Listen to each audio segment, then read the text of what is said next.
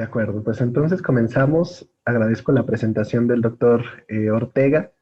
Efectivamente, el seminario de hoy se titula Medios digitales y análisis con inteligencia artificial, aplicaciones en psiquiatría, y quiero agradecer al doctor Iram Ortega Ortiz, el coordinador del seminario. Él es médico adscrito a la Dirección de Servicios Clínicos del Instituto Nacional de Psiquiatría, Ramón de la Fuente Muñiz, pues no solo su apoyo y su orientación, sino también que me haya contagiado su interés por este tema. Él me lo propuso y conforme me fui adentrando en él, pero creo que terminé compartiendo su interés y al menos también alcancé a comprender la importancia de que estemos hablando del tema.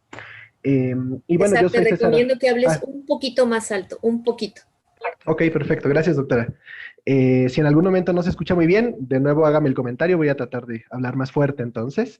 Y yo soy César Amaury Sánchez Aguilar, soy médico residente de cuarto año del Instituto Nacional de Psiquiatría. Y bueno, también es un gusto arrancar con los seminarios de mi generación de R4. Es el primer seminario de nosotros ahorita en marzo de 2021.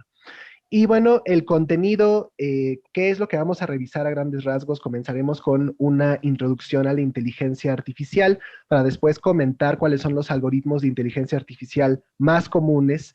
De ahí mencionaremos algunas aplicaciones de inteligencia artificial en psiquiatría.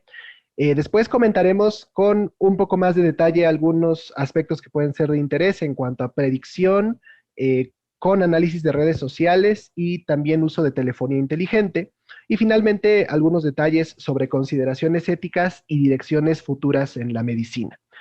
Entonces, la inteligencia artificial es, ahorita la voy a definir en unos momentos, pero es el arquetipo de la fusión de tecnologías que caracteriza a la revolución digital. Déjenme ver si tengo por aquí el puntero. Aquí está.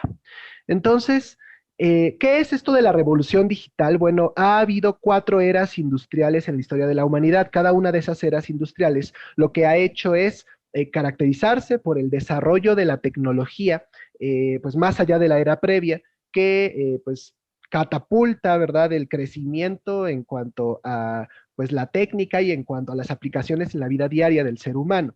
Entonces estas eras han sido la mecánica, la eléctrica, después hubo una tercera era con el advenimiento del Internet y finalmente la revolución digital, que es en la que nos encontramos. La cuarta y última se caracteriza por una fusión de tecnologías y la inteligencia artificial es el arquetipo de esta fusión de tecnologías. Las tecnologías de las eras previas convergen para poder dar un resultado pues mayor. La inteligencia artificial, como venía en una de las preguntas del Kahoot, se reconoció por primera vez en 1956 como concepto.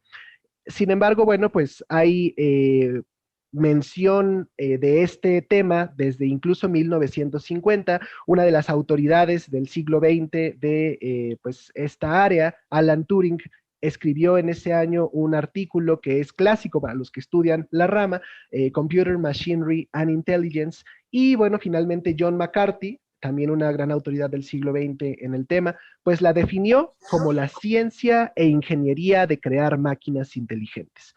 Es importante entender que esta definición aplica bien, sí, sin embargo puede ser muy amplia.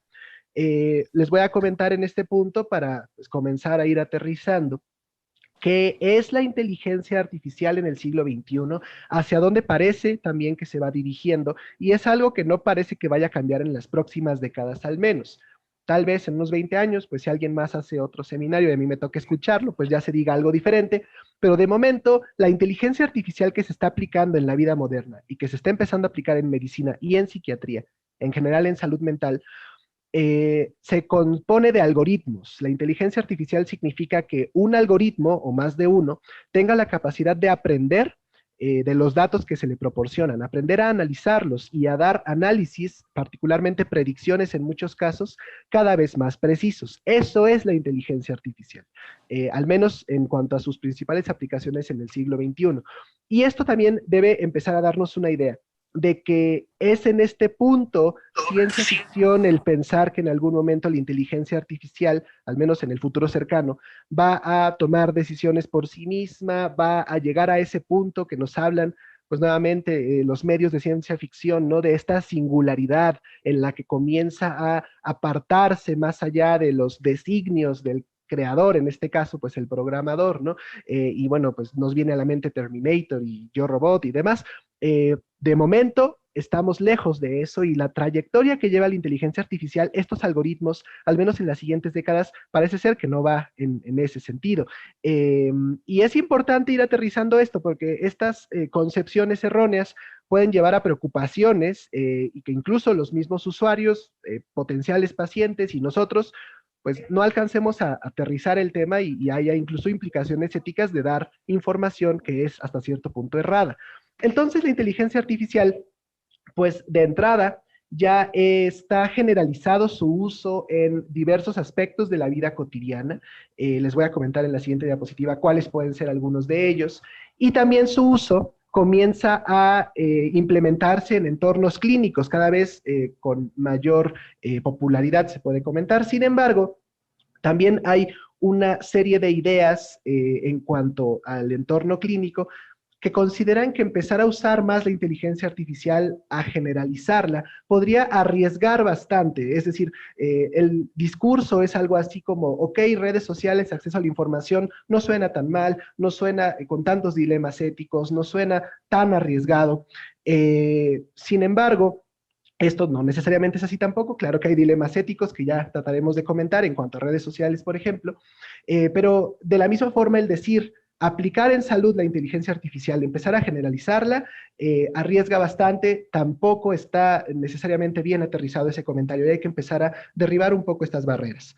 Entonces, esta imagen que les pongo acá me interesó bastante porque está tomada, de hecho la tomé esta misma semana para tenerla actualizada, de la página oficial del Parlamento Europeo. Tal vez ustedes saben que el Parlamento Europeo, pues con sede en Bruselas, capital de Bélgica, pues bueno, es el órgano de gobierno, ¿verdad?, de la Unión Europea. Y ellos tienen una página web. En esta publicación están buscando informar a los ciudadanos europeos sobre qué es en realidad la inteligencia artificial en el siglo XXI, de qué forma ya está haciendo su vida mucho mejor, en ciertos sentidos, para que el ciudadano europeo promedio se familiarice con el tema y cuando escuche la Unión Europea invierte en inteligencia artificial, no diga China, ahí viene la singularidad del fin del mundo, Terminator, ¿qué es eso, no? Entonces, aquí nos muestra el Parlamento Europeo que la inteligencia artificial, estos algoritmos que analizan datos, y ya lo comentaré en un momento, particularmente grandes cantidades de datos es lo que analizan, pues se aplican en telefonía inteligente, se aplican en redes sociales, en aspectos financieros de uso diario, aplicaciones de bancos, por ejemplo, en la industria, ¿no? Y en relación con poder entender algunas de las aplicaciones de nuestra vida diaria en cuanto a la inteligencia artificial, hay un pequeño chiste que me viene a la mente, que espero no sea pues demasiado inapropiado para un foro tan formal como este, pero que creo que puede realmente indicar cómo es esto de que está tan generalizado su uso ya en la vida diaria. Es un meme de una red social que alguna vez vi que decía, ¿qué sería lo más difícil que tendrías que explicarle a una persona, por ejemplo, de la Edad Media, si viajaras al pasado y le tuvieras que explicar algo de tu presente? Entonces alguien respondía, pues me costaría mucho trabajo explicarles que en el bolsillo tengo un dispositivo que me podría dar acceso a la práctica totalidad del conocimiento humano, pero que sin embargo yo uso para enviar fotos de gatos y pelearme en internet con gente, ¿no? Entonces, este pequeño chiste justamente nos hace referencia a cómo es que el acceso a la información ya es tan ilimitado, prácticamente ilimitado, gracias a estos algoritmos de inteligencia artificial. También, pues, nos comenta este fenómeno de las redes sociales, ¿no? Que podemos interactuar con personas, ¿verdad?, que tal vez no tengamos un contacto directo nunca con ellas incluso, ¿no? Y que, bueno, todo esto, que es parte de la vida moderna, se hace real gracias a la inteligencia artificial. Ahora, vamos a empezar a aterrizar ya sobre, pues, cuáles son estos algoritmos. Eh, los algoritmos de inteligencia artificial más usados en el siglo XXI, más usados también en las aplicaciones clínicas, lo que hacen es analizar grandes datos, big data es el término en inglés, mediante la técnica de machine learning o aprendizaje de máquinas. ¿Qué es esto? Nuevamente es una técnica de inteligencia artificial que permite que un algoritmo aprenda. ¿Qué va a aprender? Pues va a aprender de los datos que le vamos proporcionando, va a aprender a analizarlos cada vez con más precisión, dando mejores resultados. Y esto es distinto de la estadística tradicional, porque, bueno, las interacciones que busca identificar en los datos son no lineares, son dimensionales, y por lo tanto se espera que haga predicciones más sólidas. Ahora, ¿qué tipos de machine learning hay? Está primero el supervisado, que hasta cierto punto, claro que cualquier programador me diría, pues fácil que tú lo digas, pero pues no es tan sencillo, pero bueno, hasta cierto punto es de las modalidades más fáciles, más sencillas de la inteligencia artificial. ¿Y por qué razón? Porque al algoritmo nosotros le vamos a proporcionar datos preetiquetados. ¿A qué me refiero? Voy a empezar a usar algunos ejemplos clínicos que para ustedes pueden resultar mucho más fáciles de aterrizar y para mí también, para poder entendernos.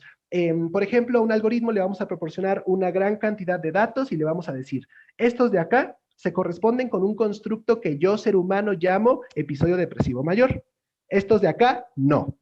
Entonces, aprende a reconocerlos, ve haciendo asociaciones para que en algún punto tú solo puedas decirme de otras bases de datos cuáles son cuáles, ¿verdad?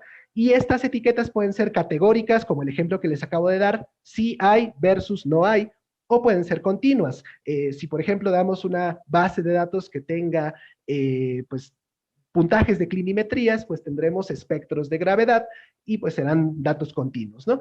Entonces, la literatura que reporta el uso de estos algoritmos que ha reportado, pues que se pueden asociar datos y predecir etiquetas de bases de datos diversas, desde datos sociodemográficos, biológicos, clínicos. Llega un punto, como les decía, en el que el algoritmo ya no requiere las etiquetas y él mismo va clasificando. Es importante en el proceso de evaluación del algoritmo ver que no haga asociaciones espurias. ¿Y qué es lo que hay que hacer para evitar esto? Pues primero, que la muestra sea de suficiente calidad, sobre todo la cantidad de los datos, que es lo que requiere la inteligencia artificial para operar adecuadamente, grandes bases de datos. Ahora, por ser un algoritmo de inteligencia artificial relativamente sencillo, se pueden adaptar a él también elementos de la estadística tradicional, como las regresiones, logística y lineal, se pueden aplicar al machine learning supervisado. Y bueno, solo para que tengan el concepto, una de las técnicas de machine learning supervisado más usadas es la de máquinas de vector de soporte. Ahora, yendo un paso más allá, hay machine learning no supervisado. ¿Qué pasa con esta técnica? Aquí no se le proporcionan etiquetas al algoritmo. El algoritmo hace pues un análisis imparcial de los datos.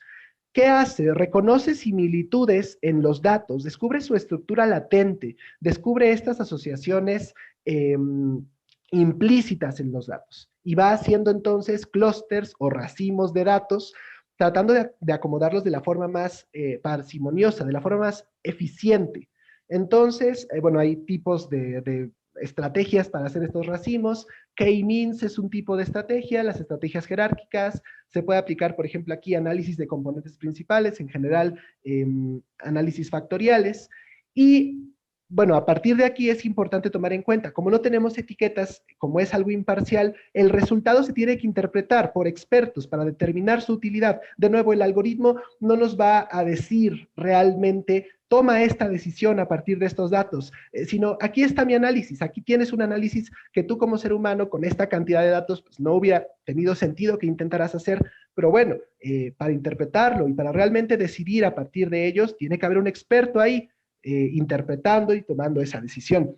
Se ha usado este tipo de machine learning no supervisado para diferentes aplicaciones. La literatura nos menciona un ejemplo. Se han categorizado subtipos de psicosis a partir de meros datos de neuroimagen, por ejemplo. También es interesante comentar si han tenido oportunidad de revisar la ICD-11, recién publicada por la OMS en 2018. Por ejemplo, en la parte de los trastornos de la personalidad, la ICD-11 propuso redefinir un poquito la taxonomía, la clasificación de los trastornos de la personalidad, propuso un abordaje no novedoso al 100%, pero pues sí, son los primeros que se atreven a ponerlo así directamente, pues un poquito más dimensional. Para la ICD-11, un trastorno de la personalidad básicamente puede ser leve, moderado o grave, y esas son las tres posibilidades de diagnóstico y listo. Sin embargo, la ICD-11 también cuenta con dominios, es decir, no son propiamente el diagnóstico, pero nos habla de las características clínicas que estamos observando para poder reportar este especificador, por decirlo así, y que otros puedan entender que voy viendo en mi paciente. Y estos dominios, es de lo que les quiero hablar, se corresponderían hasta cierto punto con los trastornos de la personalidad de clasificaciones más tradicionales, como los 10 trastornos del DSM-5 o los 9 de la ICD-10. Sin embargo, no son ni 9 ni 10, sino son 6. ¿Por qué son 6? Bueno, el sexto dominio, de hecho, se agregó por parte del grupo de trabajo por una cuestión de opinión de experto, pero los 5 dominios iniciales se obtuvieron mediante análisis factorial. Ahí quería llegar, se empleó un algoritmo de este tipo para que al darle grandes bases de datos de síntomas de pacientes con trastorno de la personalidad, el algoritmo decidiera cuál era la forma más parsimoniosa, más eficiente de agruparlos. Y dijo, con 5 categorías me alcanza para agruparlos. Tú tenías muchas porque era la forma en la que intuitivamente, con tus observaciones clínicas lo hacías, pero los datos, esto es lo que dicen, ¿no? Después, si vamos un poco más allá, el deep learning o aprendizaje profundo se refiere a que igual tenemos algoritmos que aprenden de grandes bases de datos sin procesar, sin guía, similar al previo en algún sentido, que van descubriendo las relaciones latentes en estos datos, pero ¿qué pasa? ¿Por qué es deep learning? ¿Por qué es profundo este aprendizaje? Porque se usan redes neurales artificiales, es decir, los datos se analizan múltiples veces, se pasan por múltiples niveles de análisis y cada nuevo nivel procesa nuevamente los datos y les asigna coeficientes de relevancia, lo que permite que al final de todo este análisis haya datos con relevancia potenciada, los datos pues, más significativos y haya datos cuya relevancia haya caído bastante y sean casi despreciables. Entonces, este análisis de múltiples niveles con más razón va a arrojar un resultado complejo de interpretar, que muchas veces, dice la literatura, puede ser una caja negra, una black box que vamos a tener que hacer sentido de ella, y para eso tiene que estar ahí el experto, tanto el experto clínico como el científico de datos, ambos ahí en comunicación. Por lo que, de nuevo, no hay este escenario en el que el deep learning nos va a decir, toma esta decisión, sino aquí están los resultados de mi análisis y entonces tú haz algún sentido de eso, ¿verdad? Después, si vamos un poco más allá, está el Natural Language Processing o procesamiento del lenguaje natural. Esto es muy importante y bastante interesante. Es un campo de la inteligencia artificial que usa cualquiera de los algoritmos previos para analizar, en este caso, el lenguaje humano. ¿Y por qué eso es tan importante? Porque resulta que el lenguaje humano es una buena parte de los datos en la medicina. ¿Qué analiza del lenguaje humano este tipo de procesamiento? Pues analiza la semántica, la elección del vocabulario, la sintaxis, la gramática, ¿no? Y de nuevo, es entonces el lenguaje humano en realidad gran parte de los datos en medicina y en psiquiatría mucho más. Si ustedes toman un expediente de los que han tenido muchísimos en sus manos, de la institución, por ejemplo, y se ponen a revisarlo, por supuesto, van a encontrar que la mayoría de la información que hay ahí es lenguaje. Muchas veces hay incluso citas textuales que el clínico eligió del discurso del paciente que consideran que puede explicar esta cita textual con bastante claridad el fenómeno que estamos observando. En otras ocasiones se trata del mismo lenguaje que está usando el clínico, tratando de describir de forma objetiva hasta cierto punto el fenómeno que está observando, pero que no deja de tener pues su propio estilo, ¿verdad? Su propia elección del vocabulario, su propia sintaxis, su propia redacción. Entonces, esto para un algoritmo puede ser complejo de trabajar con este tipo de datos y para eso se requiere este procesamiento particular, para hacer un sentido de esto. Incluso en relación con esto, me puedo atrever a comentar que pues, en esas madrugadas en las que nos ponemos a revisar notas o nos revisaban a nosotros las notas en años anteriores, realmente lo que estamos haciendo es pues analizar el lenguaje humano. Rara vez la corrección de la nota tiene que ver con que, oye, yo considero que estás enfocándote en un elemento del fenómeno que observaste que no es lo más relevante para el abordaje clínico. Rara vez es eso, muchas veces la corrección es me parece que lo que querías decir se va a entender mejor si lo dices así. Que bueno, al final del día, pues también es bastante subjetivo, ¿no? Pero bueno, para toda esta subjetividad, los algoritmos necesitan opciones para hacer sentido de estos datos y para eso es el procesamiento del lenguaje natural. Ahora, comentaré algunas aplicaciones de la inteligencia artificial en psiquiatría, algunas de las que son más relevantes mencionadas en la literatura. Se puede hablar de predicción de respuesta a tratamientos, lo cual es bastante interesante y muy relevante. Claro, todo esto son algoritmos que se han reportado en la literatura, que ya tienen alguna validez, que ya se han aplicado en ciertas bases de datos, pero aún hace falta generalizarlos.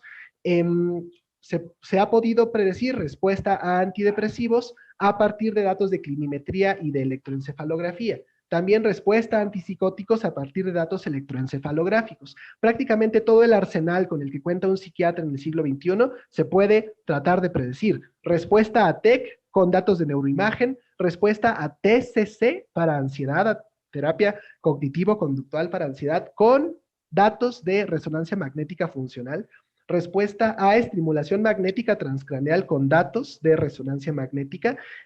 Hay algoritmos que se están desarrollando para esto. Y por supuesto, el predecir adecuadamente respuesta a tratamiento, no se los tengo que decir, pues de entrada genera un gran ahorro para las instituciones, pero sobre todo para el paciente. Si no vamos a someterlo a intervenciones que solo van a generar que se consuma el tiempo y que no ve un beneficio, pues entonces ya estamos ofreciendo hasta cierto punto psiquiatría personalizada, ¿no? Entonces, ¿qué más aplicaciones hay? Se han también hecho predicciones de reacciones adversas. Hay un texto que tiene un algoritmo que trata de predecir, y lo logra hasta cierto punto, enfermedad renal en pacientes con tratamiento con litio a partir de los registros de salud electrónicos. Ahorita que estoy hablando de registros de salud electrónicos, vale la pena comentar acerca de esto un poquillo. Pueden ser bastante útiles para la inteligencia artificial, se analizan con bastante facilidad por inteligencia artificial. ¿Qué son estos registros de salud electrónicos? Ustedes los conocen bien, o bueno, tenemos una cierta familiaridad con ellos. Se presentan constantemente en las sesiones clínicas. Son esas grandes bases de datos, por ejemplo, que a menudo están en los países de Escandinavia, ¿verdad? No se piensen un artículo que diga algo así como quiero ver datos de todas las personas en Dinamarca que desde 1970 a 2020 se han tratado con litio, por ejemplo, ¿no? Entonces va a ser una base de datos descomunal, que los daneses la tienen, seguro que sí. Entonces, esa base de datos descomunal es la inteligencia artificial la que la puede analizar mejor. ¿Qué más se puede hacer con la inteligencia artificial? Modelos teóricos de fisiopatología, es decir, ir tratando también de redefinir los padecimientos psiquiátricos a partir de un análisis un poco más imparcial de los datos. Se han aplicado, por ejemplo, análisis en series progresivas de datos de neuroimagen para tratar de apoyar la teoría de la neuroprogresión en trastorno bipolar, también para identificar cómo son las características de neuroimagen en pacientes con pródromos de psicosis versus el patrón que tienen estas imágenes en pacientes con esquizofrenia, y entonces, en cuanto a esas diferencias, también hacer hipótesis sobre qué factores pueden estar llevando a esa progresión de estos elementos clínicos o de estos fenómenos clínicos. También otro tipo de análisis muy interesante que se ha hecho es de patrones de expresión génica. Hay un texto que predice con cierta precisión el estrés postraumático del análisis del transcriptoma de sangre periférica. Y va más allá este texto como para decir, lo que estamos viendo aquí con este análisis de grandes datos es una expresión génica disregulada, probablemente por pues factores inmunológicos, que no necesariamente sería, como antes se pensaba, solo una consecuencia del estrés postraumático, sino tal vez también parte de las causas o de los factores que llevan a él. Entonces estamos también redefiniendo, ¿verdad?, el cómo entendemos la fisiopatología y lo que es la enfermedad psiquiátrica, los trastornos psiquiátricos. También hay estudios de farmacodinamia, hay un texto que reporta con patrones de resonancia magnética funcional Volt, de estos patrones de oxigenación sanguínea, pues cómo se comporta la ketamina a nivel cerebral, y este análisis pues se tiene que hacer con inteligencia artificial. También se puede hacer análisis de plataformas multimodales. ¿Y a qué nos referimos con multimodales? Cuando tenemos en una misma plataforma la integración de diferentes modalidades de datos. Voy a tratar de explicarme. Piensen en una persona que tiene su teléfono móvil, el teléfono inteligente, puede reportar, por ejemplo, la ubicación de la persona, no solo en un momento, sino en diferentes puntos del tiempo, con qué velocidad cambia de ubicación, en qué momentos del día. También puede reportar, por ejemplo, uso de ciertas aplicaciones, tiempo de uso de las mismas, aumento o disminución del tiempo de uso, en qué horarios. Y por ejemplo, si esta misma persona tiene también un reloj inteligente, este reloj tal vez nos puede dar datos de frecuencia cardíaca, algunos de los más novedosos, incluso ritmo, no solo frecuencia cardíaca, no sé qué más, temperatura, por ejemplo, para darnos una idea.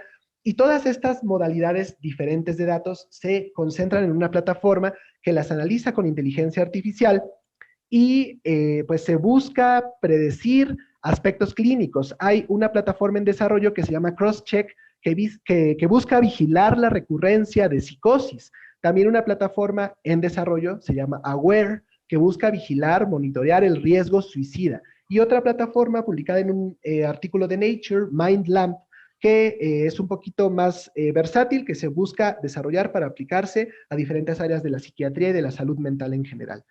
También está el monitoreo de redes sociales, que vamos a comentar en unos momentos un poco más acerca de él, es de bastante interés también. Ahora, se entiende que cuando se hace el monitoreo de redes sociales, primero se puede analizar a nivel individual, ¿no? Cada uno de los individuos que está publicando, estos datos que nos pueden decir de cada uno de ellos y hacer análisis de grupos, pero también se pueden evaluar tendencias. Por ejemplo, la tendencia de un cierto sector de la población en cuanto a su aceptación de una vacuna, ¿no? Se puede monitorear en redes sociales con algoritmos de inteligencia artificial. Esta es una aplicación de medicina en general, no particularmente de psiquiatría, pero bueno, creo que se dan cuenta de lo relevante en el escenario mundial que estamos viviendo de poder hacer este tipo de análisis, y así también se pueden monitorear tendencias en salud mental, qué tanto se evidencia en redes sociales, estigma, qué tanto se habla del acceso a la atención, ¿verdad? Todo eso se puede monitorear. De la misma forma, se puede hacer análisis de patrones en datos longitudinales. Cuando tenemos diferentes datos obtenidos en distintos puntos del tiempo, se pueden hacer estas trayectorias. ¿Qué tipos de datos podemos tener de forma longitudinal? Nuevamente, datos de neuroimagen, registros electrónicos de salud longitudinales, datos genéticos, del lenguaje, y se trazan entonces trayectorias de depresión, de riesgo suicida, de uso de sustancias, incluso trayectorias funcionales. Ahora, vamos a pasar a hacer algunos comentarios sobre artículos que analizan la predicción de padecimientos psiquiátricos a partir de publicaciones de redes sociales.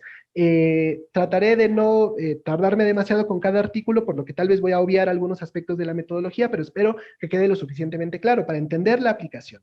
Este artículo de 2019 lo que hacía era tratar de identificar si se puede predecir una condición de salud a partir de las publicaciones de una red social, en este caso Facebook, de los estados de Facebook.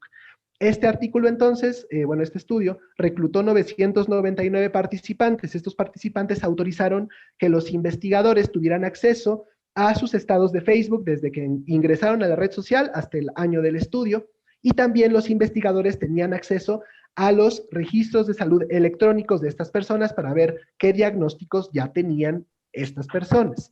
Entonces, lo que se hizo fue, procesamiento de lenguaje natural. A los algoritmos se les proporcionaron los estados de Facebook, necesitaban ciertas características los estados, al menos 500 caracteres, que se consideró que era un umbral suficiente como para hacer información amplia que pudiera analizar la inteligencia artificial, y entonces se le proporcionaba estos estados a los algoritmos, y los algoritmos lo que hacían era empezar a hacer estos clústeres, estos racimos, agrupar palabras sobre todo por semántica, tanto palabras como diadas de palabras, y asignarles simplemente valores numéricos para poder hacer el análisis, ¿no? Por otro lado, también al algoritmo se le ofrecían los datos ya preetiquetados, en este caso fue Machine Learning supervisado, de las condiciones de salud, por supuesto, sin saber el algoritmo cuáles diagnósticos correspondían a qué participantes. Simplemente aprende, estos son los datos de las condiciones de salud que queremos predecir, ¿no? ¿Qué condiciones de salud se trataron de predecir? Bueno, se usó la ICD-9, nada es perfecto en este mundo, y lo que se hizo fue que se analizaron predicciones para las 21 entidades médicas que tuvieran al menos 30 o más personas de la muestra diagnosticadas con estas entidades, ¿no? Entonces, ¿qué resultados se obtuvieron? Está un poquito cargada la imagen, pero les voy a explicar qué es lo que estamos viendo aquí. Aquí del lado A, donde pueden ver el puntero moverse, lo que estamos viendo es la lista de las 21 entidades médicas que se trataron de predecir. Aquí hay cosas que nos interesan. Hay ansiedad, hay psicosis, hay abuso de drogas, abuso de alcohol, depresión, y bueno, por supuesto, padecimientos como diabetes mellitus, entre otros, ¿no? Y se usaron tres modelos. Había tres formas de análisis de la información. El primer modelo era que el algoritmo en cuestión únicamente iba a analizar los estados de Facebook y a partir de ahí tratar de predecir la enfermedad. Ese modelo está representado con las barritas azules. Les voy a tratar de explicar qué significa la gráfica. Si ustedes van hasta abajo, ven estos puntajes. Este es el área bajo la curva. ¿Cómo se interpreta eso? Uno significa, el número uno, que la habilidad del algoritmo para predecir el resultado es prácticamente total. Ahora, punto 5 a la mitad significa que las predicciones que estamos viendo son derivadas del azar, aunque algunas sean correctas, son derivadas del azar. 0 significa que ninguna predicción fue correcta, ¿no? Pero bueno, muchas veces no es factible el 0 porque el propio azar genera al menos un puntaje de punto 5. Entonces lo ideal es que, claro, esté por arriba de punto 5, entonces el algoritmo está haciendo algo más allá del mero azar, pero lo más que se pueda, que se pegue al 1. Entonces, las barritas azules es ese modelo en el que solo se analizaban los estados de Facebook y qué tanto se podía predecir el padecimiento. Después, las barritas naranjas, está muy interesante, se comparó el modelo de Facebook con un modelo que solo hacía predicciones a partir de datos demográficos, particularmente edad, sexo y población humana o etnia a la que pertenecía la persona. Y finalmente las barritas rayadas azul y blanco es un modelo que lo que hacía era combinar ambos análisis, tanto de los estados de Facebook como de datos demográficos. Y los resultados son muy interesantes. Tal vez el resultado que más llama la atención es que las 10 primeras entidades médicas de esta lista, el análisis de los meros estados de Facebook podía predecir mejor y de forma estadísticamente significativa las entidades, entre las que se incluyen ansiedad, psicosis, abuso de drogas, abuso de alcohol, que analizar los datos demográficos. ¿Y por qué es importante esto? Porque, como ustedes saben, hay aspectos demográficos que son por sí mismos factores de riesgo definidos en la fisiopatología o bueno, más que en la fisiopatología, sí, en el desarrollo de estas entidades, ¿no? Son factores de riesgo, muchos de ellos. Entonces, el analizar un estado de Facebook, pues texto subjetivo que una persona publicó, puede definir o predecir con más precisión este resultado que analizar aspectos demográficos, ¿no? Y por supuesto, en muchos casos, cuando se combinaban los modelos, cuando analizábamos Facebook más elementos de demografía, pues la predicción aumentaba, ¿no? Y de este lado, del lado B, tenemos los clústeres, los racimos de estos términos, tanto palabras únicas como diadas de palabras, que los algoritmos iban agrupando. Hay algunos que son muy intuitivos, por ejemplo, en abuso de alcohol, pues claro que hay palabras como drinking, bottle, drunk, ¿verdad?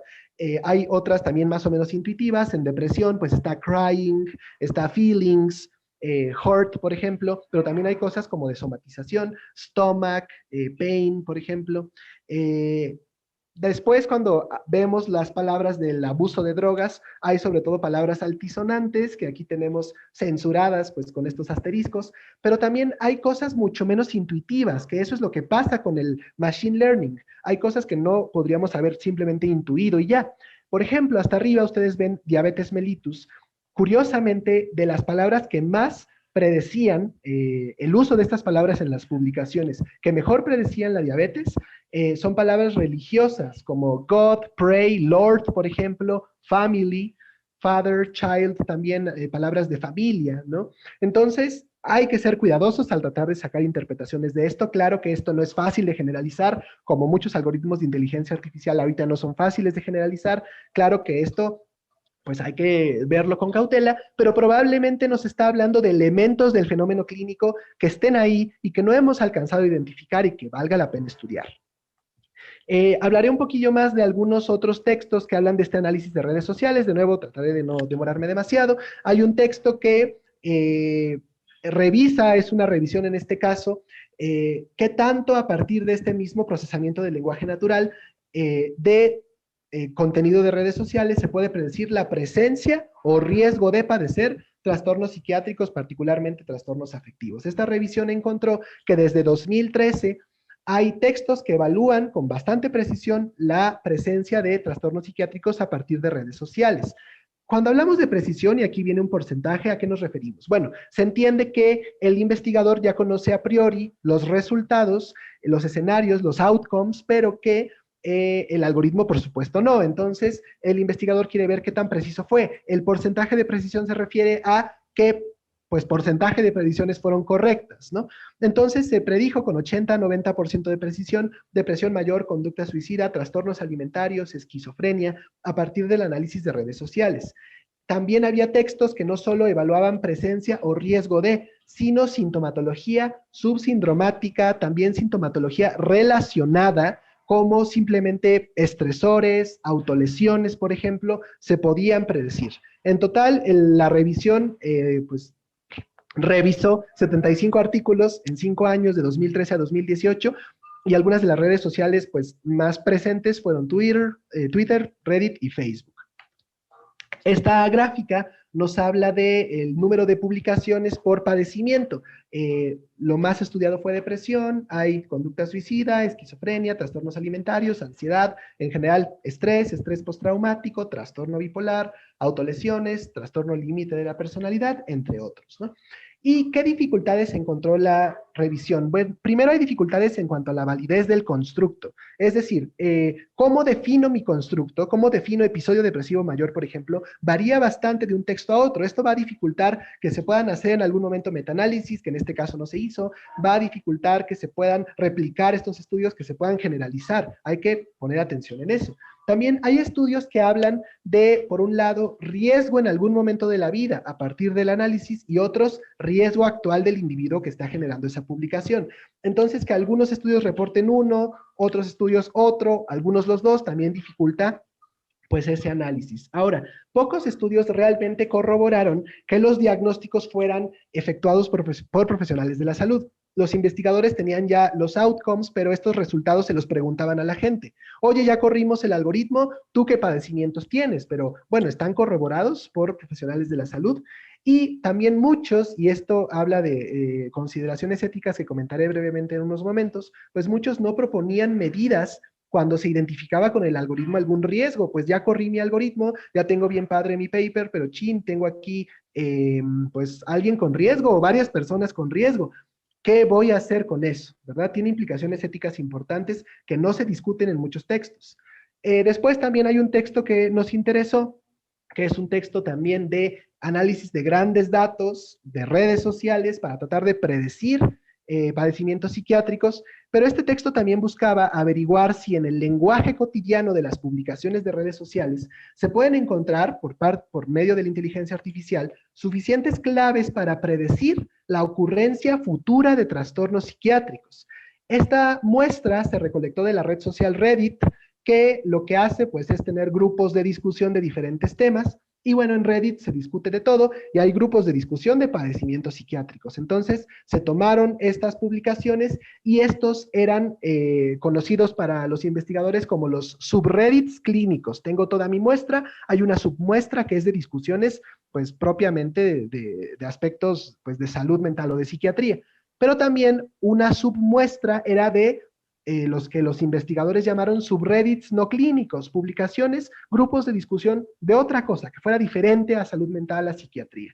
Entonces se corrieron los algoritmos y, bueno, de forma muy intuitiva, por supuesto, las palabras extraídas de los subreddits clínicos, claro que permitían distinguir, pues, TDAH, ansiedad, trastorno bipolar, depresión, pero de forma mucho menos intuitiva y muy interesante, las palabras extraídas de los subreddits no clínicos, palabras que tenían que ver con viajes, cocinar, automóviles, mediante los algoritmos de inteligencia artificial se podía distinguir también categorías de padecimientos psiquiátricos en los usuarios.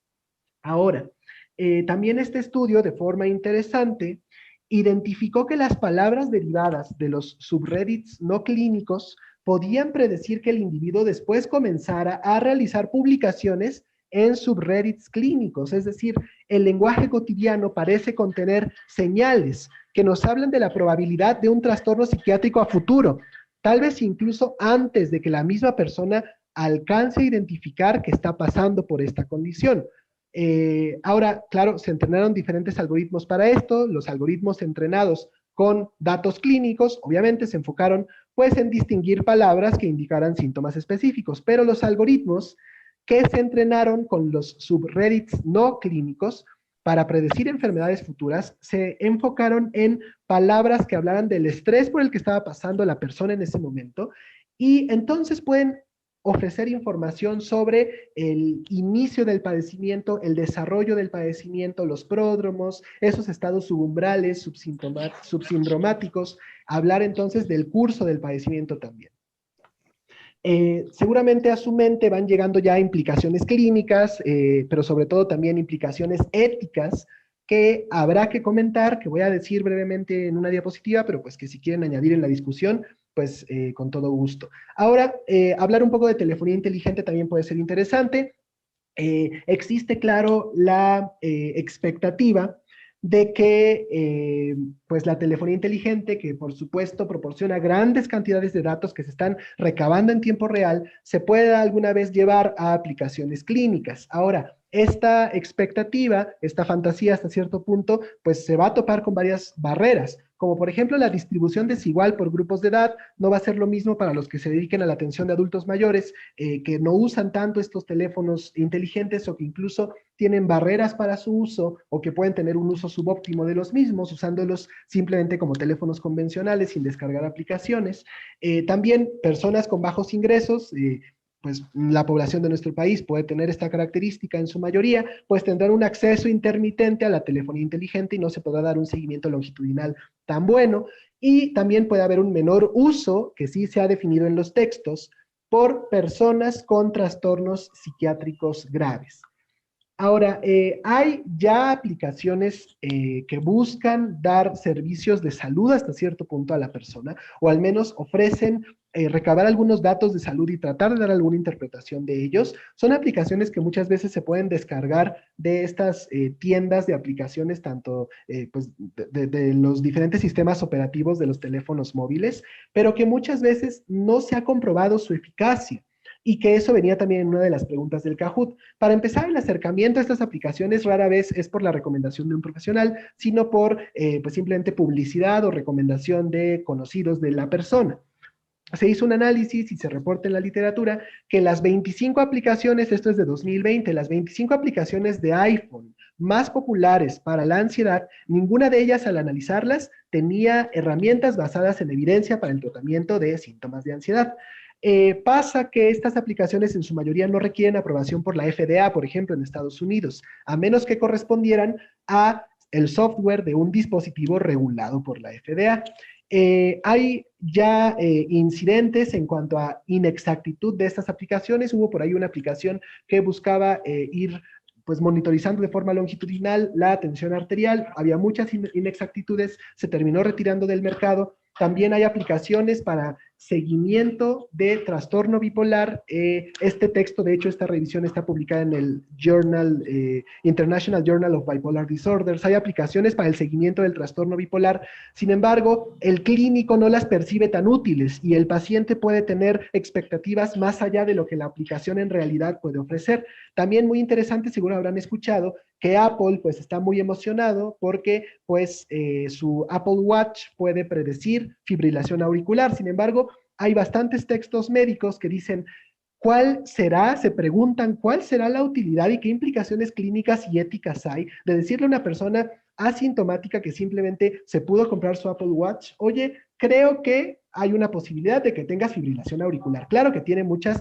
implicaciones positivas para la salud pública, pero a nivel clínico, a nivel ético, ¿qué pasa si es un falso positivo, por ejemplo, un falso negativo? Es algo complicado pues de analizar, pero hay que tomarlo en cuenta.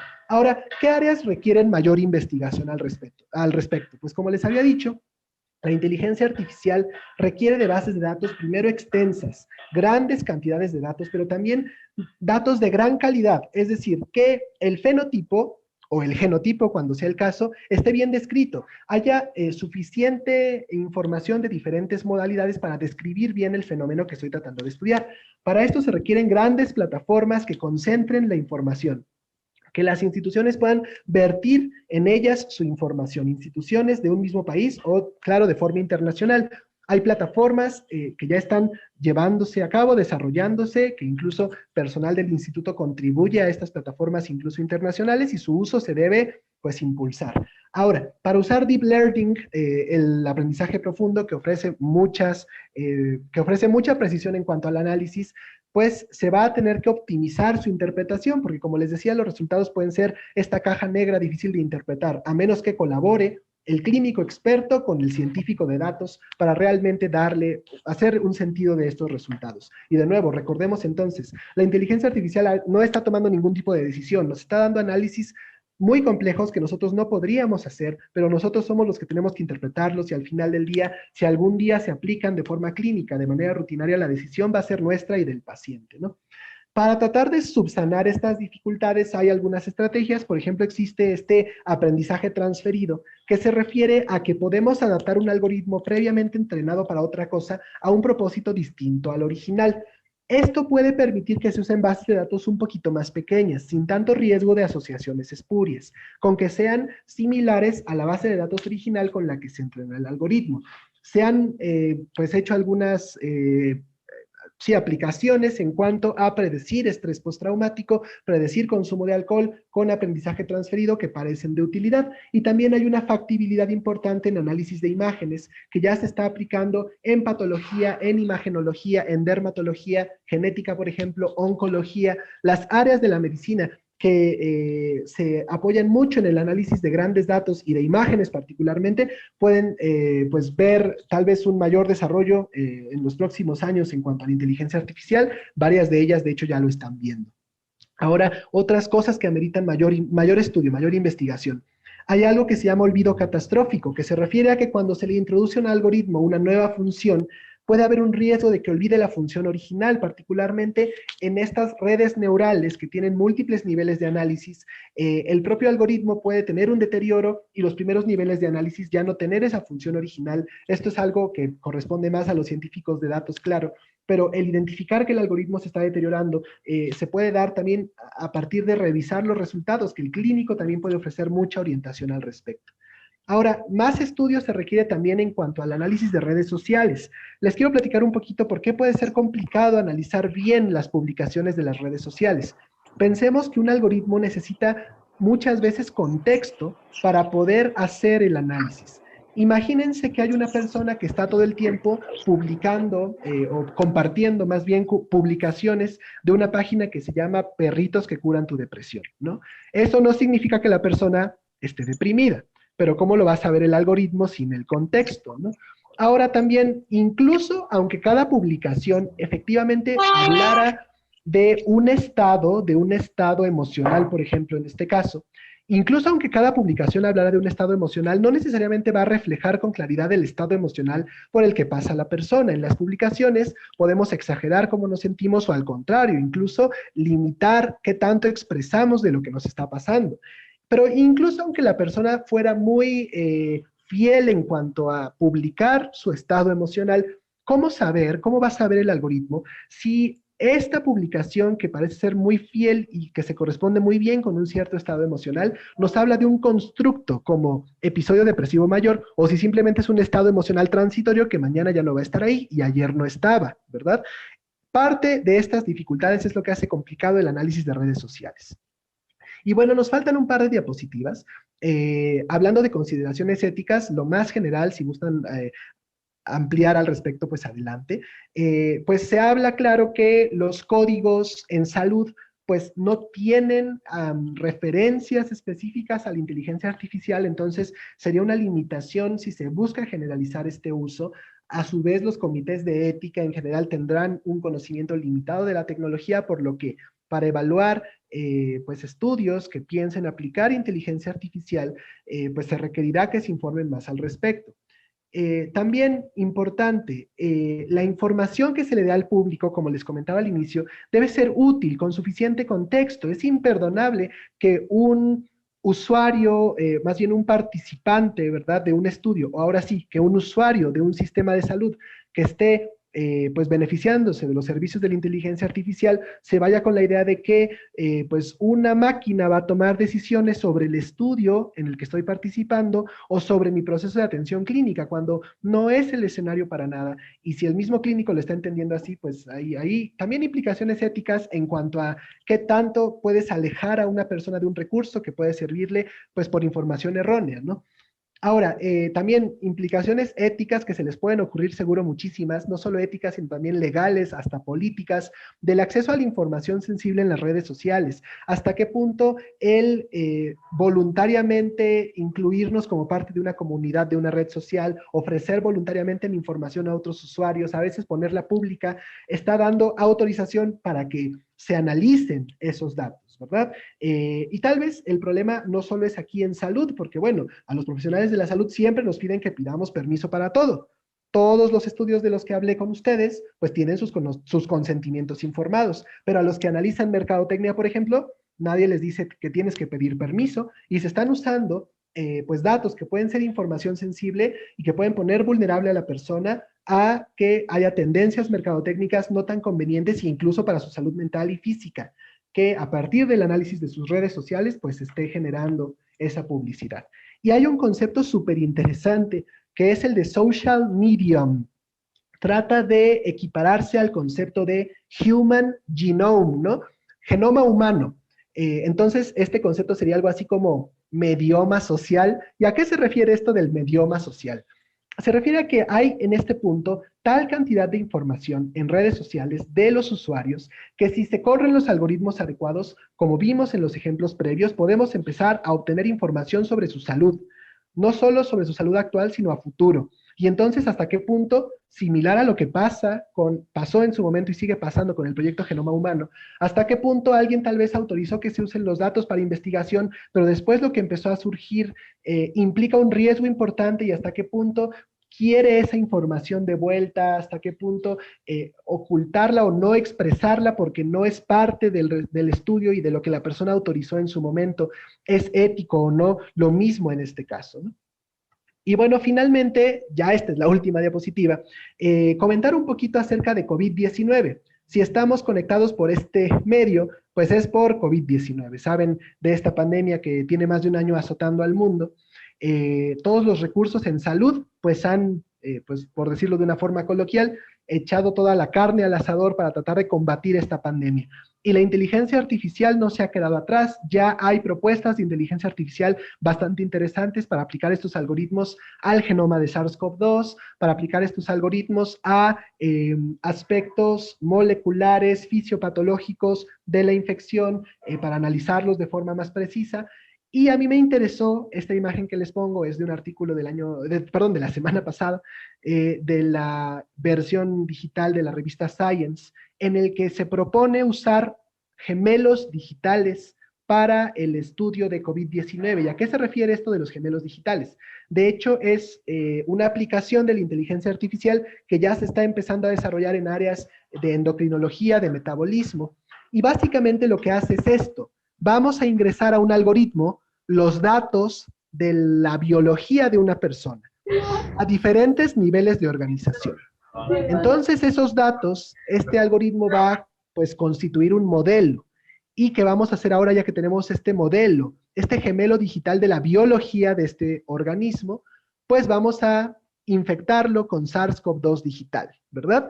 Para que entonces este gemelo digital se enferme y podamos hacer predicciones de diagnóstico, por ejemplo, en qué punto del padecimiento es más viable hacer un diagnóstico certero, con cuál de las herramientas de diagnóstico que son diversas, que cada una tiene su sensibilidad, su especificidad, con cuál y en qué punto es más factible, cuál es el pronóstico, qué tan bien o qué no tan bien le va a ir a esta persona con SARS-CoV-2, y entonces, de qué forma optimizar la terapéutica para dar un mejor resultado. Cierro con esto. La idea es entender que si hay un mensaje que tenemos que llevarnos a casa, es que la inteligencia artificial pues va a continuar avanzando, va a continuar desarrollándose y va a llegar un punto, tal vez ya estamos cerca o ya estamos ahí, no en el que la inteligencia artificial tome decisiones por nosotros. Como les decía, no es ahorita la tendencia y parece que no lo va a ser en las siguientes décadas, pero va a llegar un punto en el que el médico, el profesional de la salud en general, no se va a poder actualizar adecuadamente si no comprende los elementos esenciales de la inteligencia artificial. Parte de estos elementos traté de exponérselos, otros tantos pues habrá que irlos revisando. Y por eso pues es relevante traer el tema a una sesión como esta y pues que se repita en algún momento o se actualice este seminario si alguien tiene el interés. Entonces pues agradezco la atención. Paso la voz al doctor Ortega, al coordinador del seminario, para que pues él dirija los minutos restantes, por favor.